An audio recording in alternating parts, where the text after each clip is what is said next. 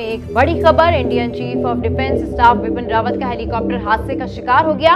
भारतीय मीडिया के मुताबिक हादसा तमिलनाडु के इलाके कोन्नूर में पेश आया। What happened today raises many questions. For us as a country, for the army as a professional group, even for us as journalists. How did something like this even happen? How do you react to a tragedy like this? रियासत तमिलनाडु में भारतीय फौज का helicopter गिरकर तबाह, 11 अफराद हलाक। Chief of defence Bipin Rawat और अहले खाना समेत 14 अफराद सवार थे। कल दोपहर तमिलनाडु के कुन्नूर में सेना के हेलीकॉप्टर हादसे के बाद की तस्वीरें जब पहली बार देश के सामने आई तो उसी वक्त से आशंका बड़ी होती चली गई कि बुरी खबरें समय बीतने के साथ साथ एक के बाद एक आने वाली है।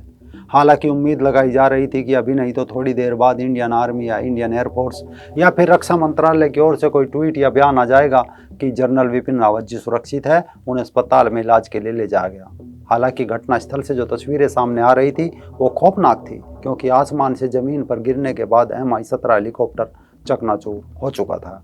लगातार जलती आग में परखच्चे हो चुके हेलीकॉप्टर के टुकड़े सुलग रहे थे, कुछ टुकड़े दूर दूर तक बिखरे पड़े थे और इन्हीं बिखरे टुकड़ों के बीच कुछ सवाल भी सुलग रहे थे। नमस्कार दोस्तों, रंग दे बसंती देखना शुरू कर चुके हैं आप। मैं हूं राजीव चौधरी। सवाल ये नहीं है कि सोशल मीडिया पर इस हादसे के बाद किसने जश्न मनाया किसने नहीं, क्योंकि 2-2 कौड़ी के लोग अकाउंट बनाकर कुछ भी लिख जाते हैं, ना उनकी कोई पहचान होती ना उनका कोई वजूद। इन्हें आप सोशल मीडिया यूजर्स कहिए, पत्रकार कहिए, दलाल, भांड या देश के गद्दार, बस इतना होता है कि इससे पता चल जाता है कि इनके दिमाग में कितनी गंदगी, कितना कूड़ा, कितना देशद्रोह चल रहा है।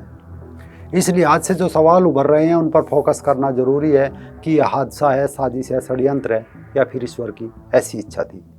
इन यूँ बढ़ते सवालों से पहले जानते हैं कल सुबह क्या क्या हुआ था। यानी कल एक स्पेशल एयरक्राफ्ट के जरिए सुबह करीब 9 बजे जनरल विपिन रावत जी और उनकी पत्नी मधुलिका रावत जी समेत 9 लोग दिल्ली से रवाना हुए और करीब 11:35 पर एयरफोर्स स्टेशन सुलूर पहुंचे थे। उसके बाद उन्होंने आगे के सफ़र के लिए वायुसेना के हेलीकॉप्टर का इस्तेमाल किया। यानी यहाँ करीब 10 मिनट गुजारे होंगे, थोड़ी बहुत बात हुई होगी या कोई रूटीन सैल्यूट वगैरह, हैंड शेक आदि। इसके बाद करीब 11:45 पर दिल्ली से आए 9 लोग और 5 क्रू के सदस्य यानी कुल 14 लोग एयरफोर्स स्टेशन सुलूर से वेलिंगटन आर्मी कैंप के लिए हेलीकॉप्टर में बैठकर रवाना हुए। लेकिन वेलिंगटन आर्मी कैंप से करीब 16 किलोमीटर पहले ही यह हादसा हो गया, जिसमें देश के पहले CDS जनरल विपिन रावत, उनकी पत्नी मधुलिका रावत समेत 13 लोगों की मौत हो गई। हेलीकॉप्टर में कुल 14 लोग सवार थे। इनमें CDS विपिन रावत, उनकी पत्नी Madhulika Rawat, brigadier LS Lidder, lieutenant colonel Harjinder Singh, NK Gurusewak Singh, wing commander PS Chauhan, NK Jitendra Kumar, JWO Pradeep A, JWO Das, squad leader K Singh, L Naik Vivek Kumar, L Naik B Sai Teja, group captain Varun Singh और हवलदार सतपाल शामिल थे। हादसे में केवल ग्रुप कैप्टन वरुण सिंह ही जीवित बचे हैं, उनका इलाज किया जा रहा है। ईश्वर करे वो जल्दी स्वस्थ और पूरा घटनाक्रम देश के सामने रखे। सारी आशाएं उन्हीं पर टिकी है, क्योंकि इस क्रैश के बाद हेलीकॉप्टर का ब्लैक बॉक्स अब तक हाथ नहीं लग पाया, जो शायद इस हादसे की पूरी वजह सामने ला सकता है। और कई सवाल इस वक्त अनसुलझे हैं, उन्हें सुलझा सकता है। ये साफ है कि हेलीकॉप्टर क्रैश की घटना कुन्नूर के कटोरी गांव में घटी। ये इलाका अपर कुन्नूर क्षेत्र में आता है, समुद्र तल से 1850 मीटर ऊपर है और नीलगिरी की पहाड़ियों से घिरा हुआ है। इसमें 14 से ज़्यादा नुकीले शिखर है। कुन्नूर के कटेरी गांव के चारों तरफ भी नीलगिरी की ऊंची ऊंची पहाड़ियाँ और जंगल है।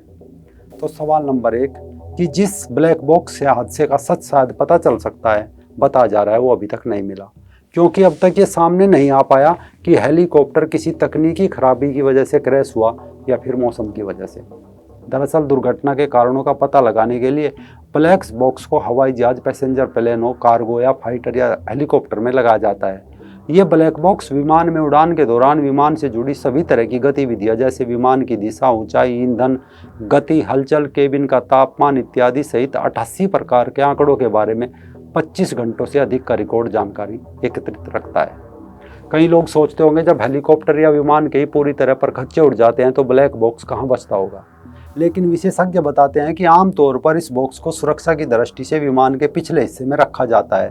ब्लैक बॉक्स बहुत ही मजबूत मानी जाने वाली धातु टाइटेनियम का बना होता है और टाइटेनियम के ही बने डिब्बे में बंद होता है, ताकि ऊंचाई से जमीन पर गिरने या समुद्री पानी में गिरने की स्थिति में भी नुकसान नहीं होता।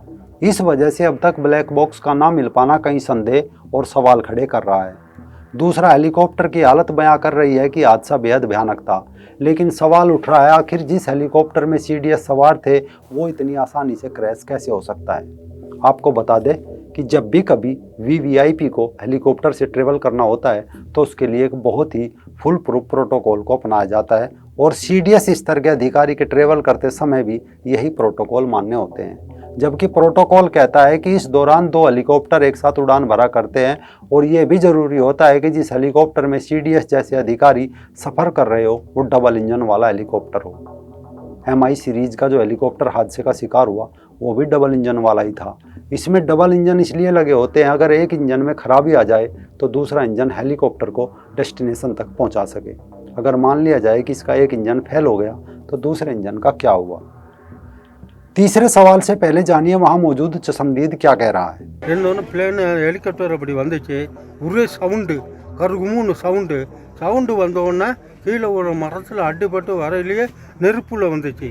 நெருப்பில் வந்தோடனே இங்கே ஒரு பெரிய மரம் இருக்குது, அந்த மரத்தில் வந்து அடிபட்டோன்னே கீழே அப்படியே தட்டார்னு விழுந்தோடனே புகை வந்தோடனே ஒரே தீ பிடிச்ச உடனே நான் என்னடா தீ பிடின்னு பக்கத்தை விட்டு பையனை நான் கூப்பிட்டேன். வந்து பார்த்துட்டு ஃபயர் சர்வீஸுக்கு போலீஸுக்கு ஃபோன் பண்ணாப்புல.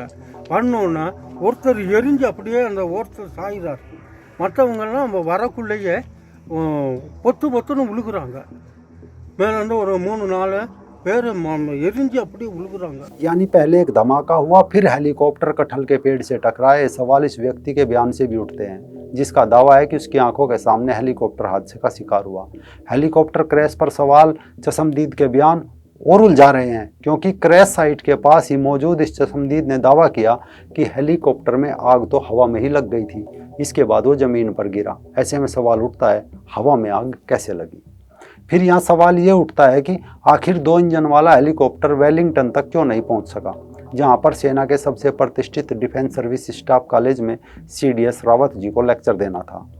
आपको टॉप सोर्सेस के हवाले से बता दें कि घना जंगल और कम विजिबिलिटी CDS के हेलीकॉप्टर के हादसे की वजह बनने की आशंका है। खराब मौसम की वजह से बादलों में उड़ान भरते समय विजिबिलिटी कम होती है, इसीलिए हेलीकॉप्टर को कम ऊंचाई पर उड़ान भरनी पड़ती है और लैंडिंग पॉइंट सिर्फ 10 किलोमीटर दूर रह जाने की वजह से भी हेलीकॉप्टर काफ़ी नीची उड़ान भर रहा था।